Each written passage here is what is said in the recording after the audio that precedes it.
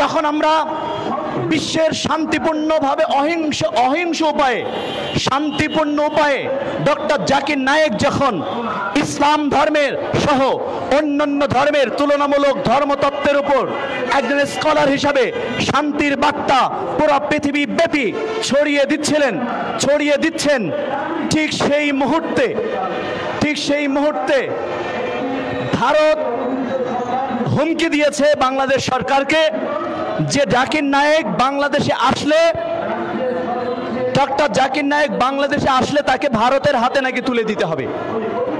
তো ভারতের হাতে যদি তুলে দিতে হয়, তাহলে আমি আমার দেশের স্বরাষ্ট্র উপদেষ্টাকে, প্রধান উপদেষ্টাকে বলতে চাই, তোমরা নির্বাচনের দোহাই দিয়ে ডক্টর জাকির নায়েককে, যে সামনে নির্বাচন, বাংলাদেশ নাকি নির্বাচন মুখী, এজন্য তোমরা ডক্টর জাকির নায়েকের প্রোগ্রামটাকে স্থগিত করার সিদ্ধান্ত নিয়েছো।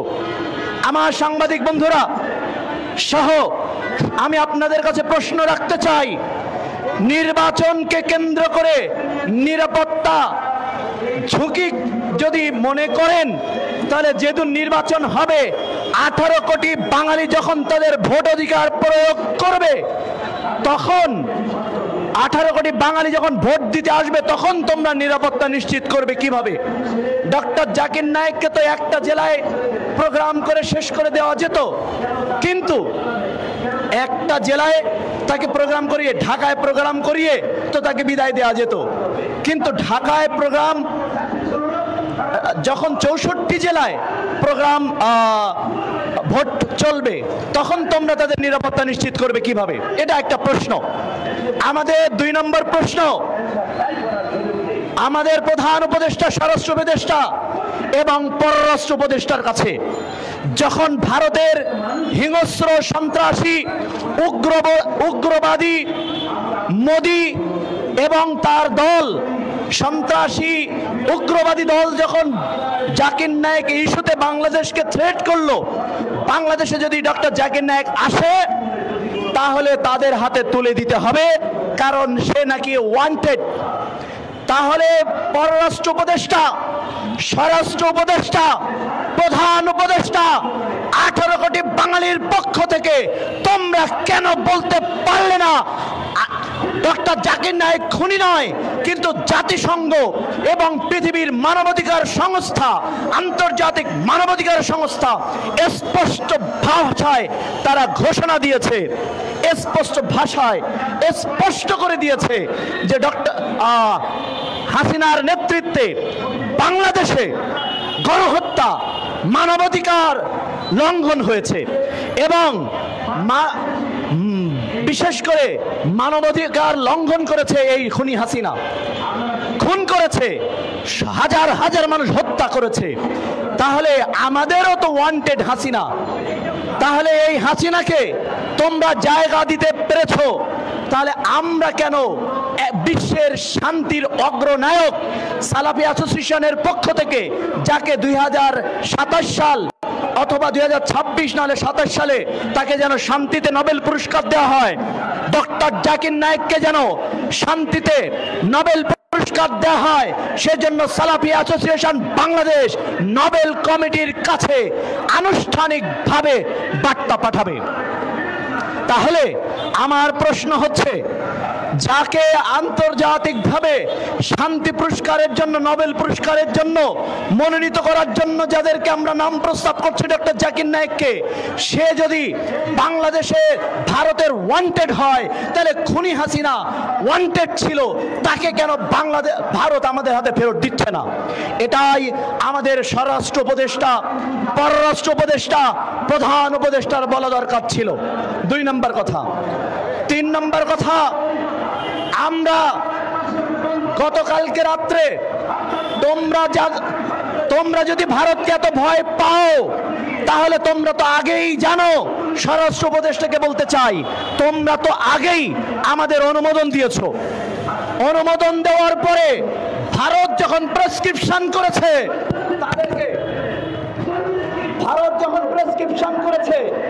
যে ডক্টর জাকির নায়েককে বাংলাদেশে প্রোগ্রাম করতে দেওয়া যাবে না, তখন ভারতের প্রেসক্রিপশন অনুযায়ী কেন বলো তোমাদেরকে বন্ধ ঘোষণা করতে হবে?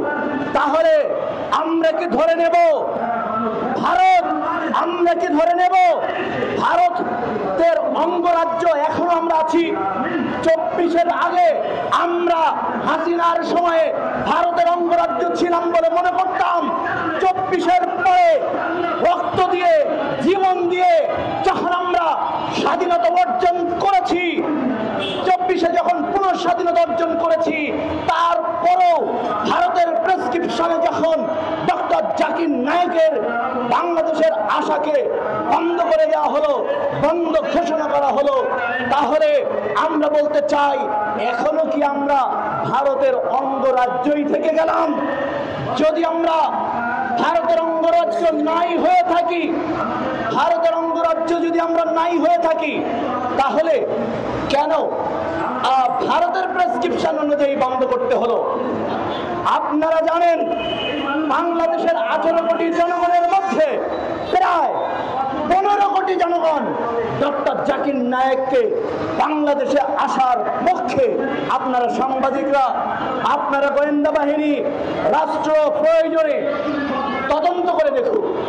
সেখানে আপনি যদি গণতন্ত্র বুঝে থাকেন, মুসলমানদের এবং বিবেক সম্পন্ন হিন্দুদেরও কলিজার টুকরা বলা হয় ডক্টর জাকির নায়েককে, তাকে অনুমোদন দেওয়ার পরে কেন বন্ধ করে দেওয়া হলো? এটা আমরা পরিষ্কার ভাষায় জানতে চাই।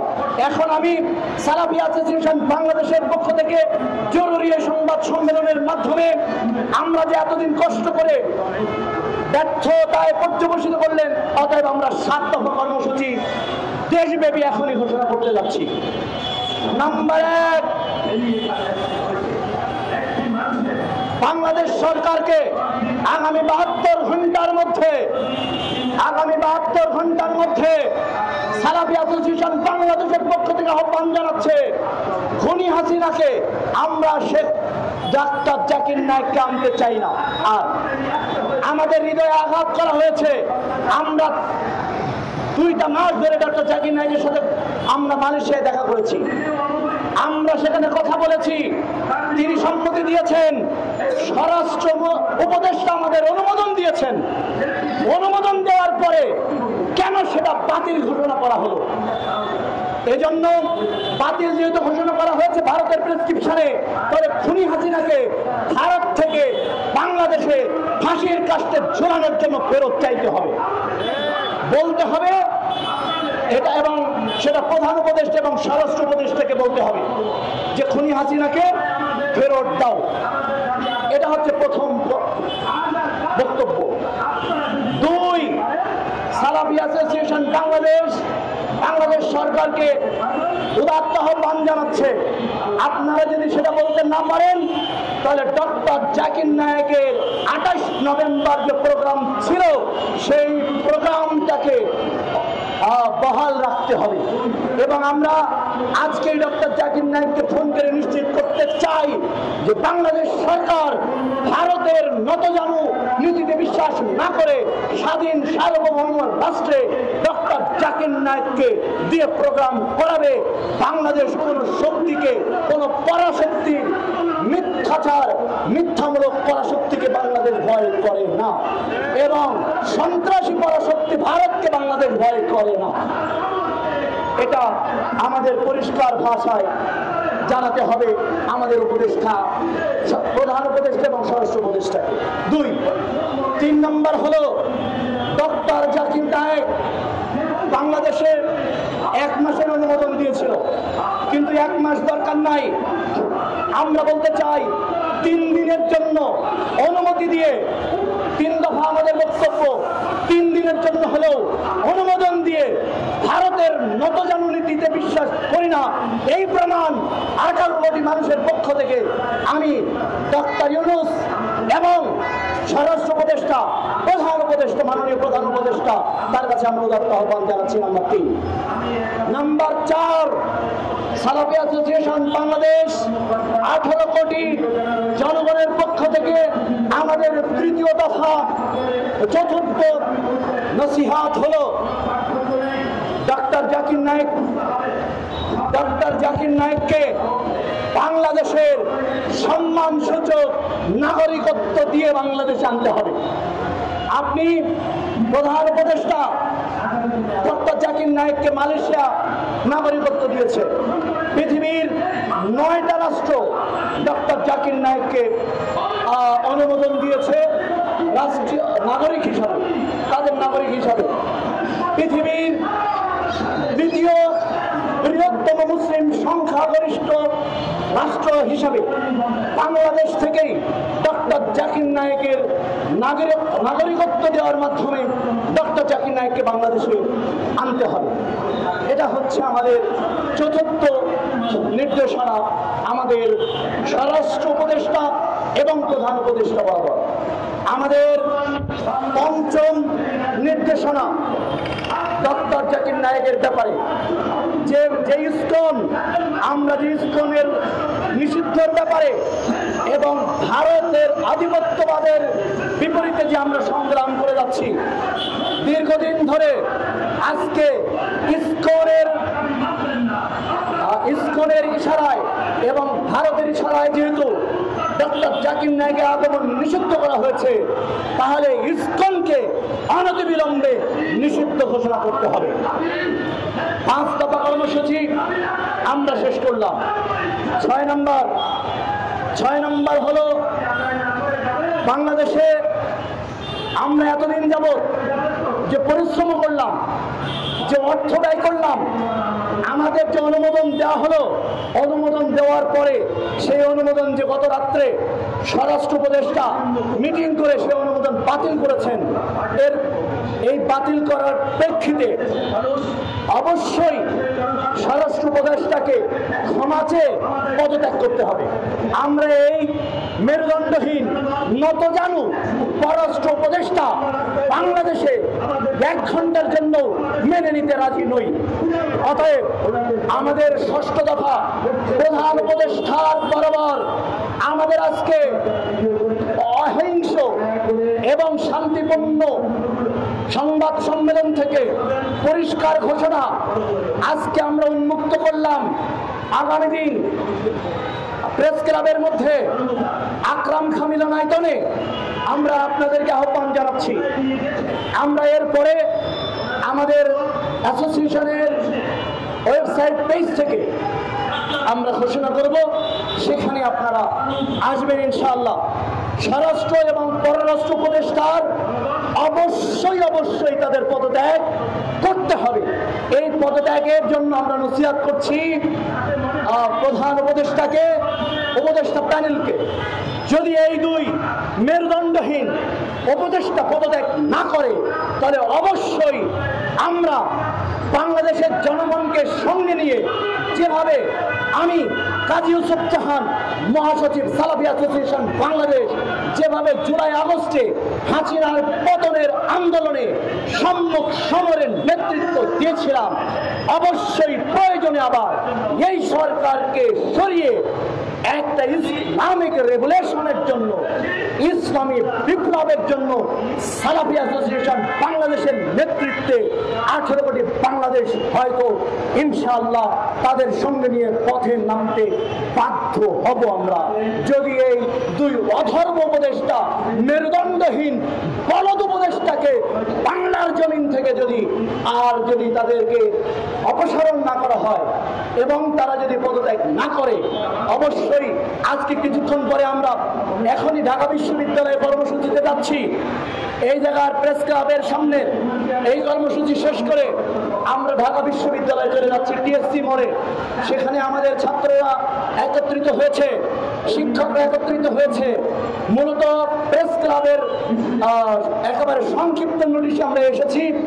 এরপরে প্রেস ক্লাবে বড় নোটিশের ভিত্তিতে আমরা বড় কর্মসূচি ঘোষণা করব ইনশাআল্লাহ। আর সেই কর্মসূচি কিন্তু 1 দফা, আর সেই 1 দফা কিন্তু সরকার পতনের দফায় রূপ নিতে বাধ্য হবে। যদি নতজানু ডক্টর জাকির নায়েক আমাদের ইস্যু না, ডক্টর জাকির নায়েক বাংলাদেশে আসলে যে ইসলাম কায়েম হয়ে যাবে বিষয়টি এমন নয়। কিন্তু আমরা বলতে চাই যে যে হাসিনার খুনি ভারত হাসিনাকে জায়গা দিয়েছে, বাংলাদেশের মানুষকে অপমান করেছে, তাদের যে শত্রু ডক্টর জাকির নায়েক, তার মানে শত্রুর শত্রু আমার বন্ধু। ডক্টর জাকির নায়েক যে বাংলাদেশে আসলে ইসলাম কায়েম হয়ে যাবে, বাংলাদেশ উদ্ধার হয়ে যাবে, আমরা তা বিশ্বাস করি না, আমরা তা মনেও করি না। কিন্তু আমরা যা বলতে চাই প্রিয় সাংবাদিক ভাইয়েরা, সেটা হচ্ছে ভারতের শত্রু ডক্টর জাকির নায়েক, আর ভারত হলো হাসিনাকে জায়গা করে দিয়ে আমরা প্রতিবেশী ভাবলেও ভারত প্রতিবেশী সুলভ আচরণ আমাদের সাথে করে নাই, বরং হাসিনাকে জায়গা দিয়ে আবার ভারতকে তুলে দেওয়ার হুমকি দেয় এই নিকৃষ্ট উগ্রবাদী ভারতের মোদী এবং মোদী সরকার, যাকে গুজরাটের নরপিশাচ বলা হয়, গুজরাটের কসাই বলা হয়। সেই কসাই যার শত্রু, ডক্টর জাকির নায়েক হলো এই কসাইয়ের শত্রু। এই কসাইয়ের যেহেতু শত্রু, বাংলাদেশের সে বন্ধু ডক্টর জাকির নায়েক, অতএব তাকে বাংলাদেশের জায়গা দিয়ে আমরা ভারতের উচিত জবাব দিতে পারতাম। সাংবাদিক বন্ধুরা, আমার শেষ বক্তব্য আজকে সেটা হচ্ছে আপনারা জানেন যে বাংলাদেশ একটা স্বাধীন সার্বভৌম রাষ্ট্র। আপনারা যদি এটা বিশ্বাস করেন, তাহলে ভারত যখন হুমকি দিয়েছিল তখন বিশ্বকে জানান দিয়ে ডক্টর জাকির নায়েক যে একজন অহিংস মানুষ, শান্তিপূর্ণভাবে তিনি শান্তির সংগ্রাম ছড়িয়ে দেন, এটা বিশ্বব্যাপী জানিয়ে দিয়ে আমরা ভারতকে সমুচিত জবাব দিতে পারতাম। কিন্তু সেটা না দিয়ে আমরা যে মেরুদণ্ডহীন এবং নতজানু ভারতের কাছে, আমাদের সেটা আমরা প্রমাণ করে ফেললাম। আমরা প্রমাণ করলাম বাংলাদেশ স্বাধীন সার্বভৌম রাষ্ট্র নয়, বরং বাংলাদেশ ভারতের দাস, অথবা বাংলাদেশ ভারতের একটা অঙ্গরাজ্য। হাসিনার সময় যেমন ভারতের ইশারায় চলত, তেমনি এখনো ভারতের ইশারায় বাংলাদেশ চলে। এই দুঃখ রাখার জায়গা নেই প্রিয় সাংবাদিক বন্ধুরা।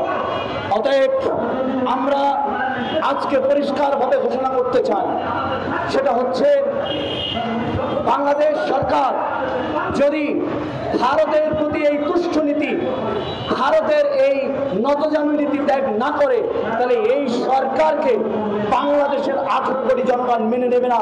কারণ বাংলাদেশ সবসময়, বাংলাদেশের জনগণ সবসময় হলো বিপ্লবী জনগণ। বাংলাদেশ কোনোদিন প্রভুত্ব মেনে নেয়নি। বাংলাদেশের জনগণ কোনোদিন বাতিল শক্তির কাছে, যারা বাংলাদেশের ওপর দাদাগিরি চালাতে গিয়েছে, পাকিস্তানকে মেনে নেয়নি, ব্রিটিশকে মেনে নেয়নি, অবশেষে হাসিনাকে মেনে নেয়নি। অতএব যারা ভারতের দাদাগিরি করে, ভারত যাদের দাদা, ভারতের যারা দাসত্ব করে, তাদের পরিষ্কার ভাষায় বাংলাদেশের জনগণের পক্ষ থেকে জানাতে চাই, ব্রিটিশরা যেমন আমরা তাড়িয়েছি, পাকিস্তানিদেরকে দাদাগিরি মেনে নেয়নি, ভারতের দাদাগিরি মেনে নেয়নি, অবশেষে বুবু দাদি হাসিনার দাদিগিরি মেনে নেয়নি। এখনো ইউনূস সরকার, তোমাদের দাদাগিরি আমরা মেনে নেব না, ভারতের দাদাগিরি আমরা মেনে নেব না।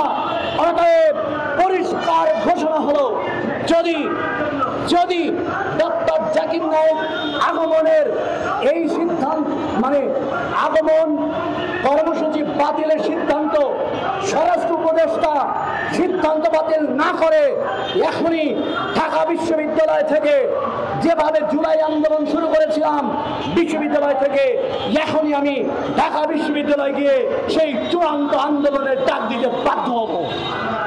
অতএব সাংবাদিক ভাইয়েরা, ডক্টর জাকির নায়েককে এনে প্রমাণ করতে হবে আমরা নতজানু রাষ্ট্রনীতিতে বিশ্বাস করি না, আমরা ভারতের দাদাগিরিতে বিশ্বাস করি না।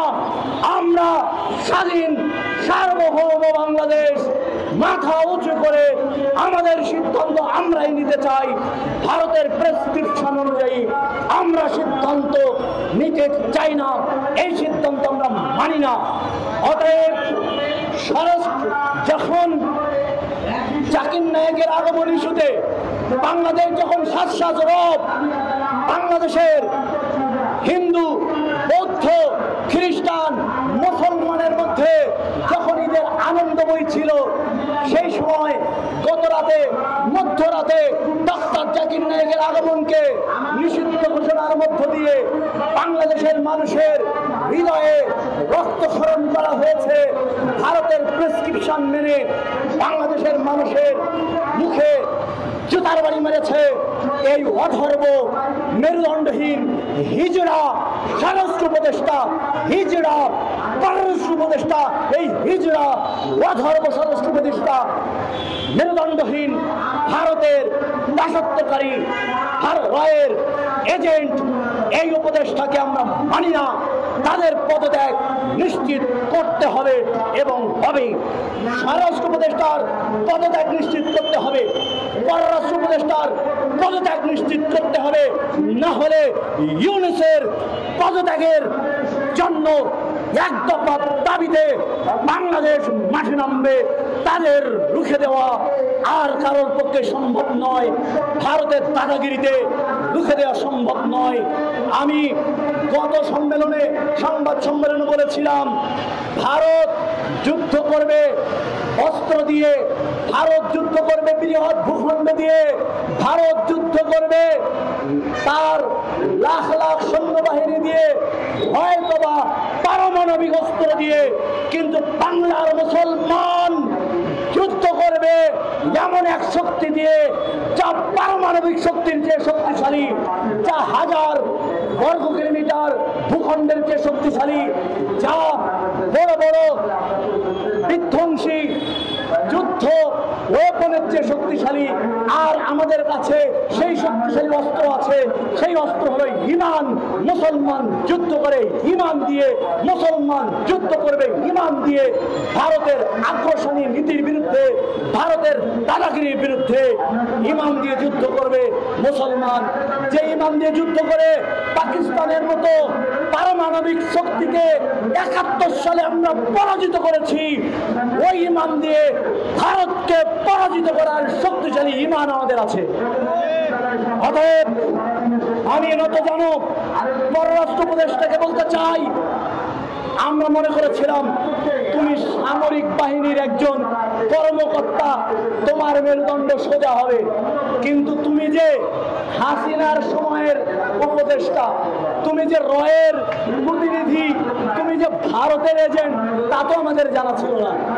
অতএব ভাইয়েরা, আমরা পরিষ্কার ঘোষণা, আমরা ভারতের বিরুদ্ধে ঈমান দিয়ে যুদ্ধের জন্য প্রস্তুত আছি। পরবর্তী কর্মসূচি এই 7 দফা যদি মেনে নেওয়া না হয়, তাহলে আমরা পরবর্তী কর্মসূচি এখনই ঢাকা বিশ্ববিদ্যালয়ে ছাত্রদের সাথে বসে সিদ্ধান্ত গ্রহণ করার জন্য যাচ্ছি।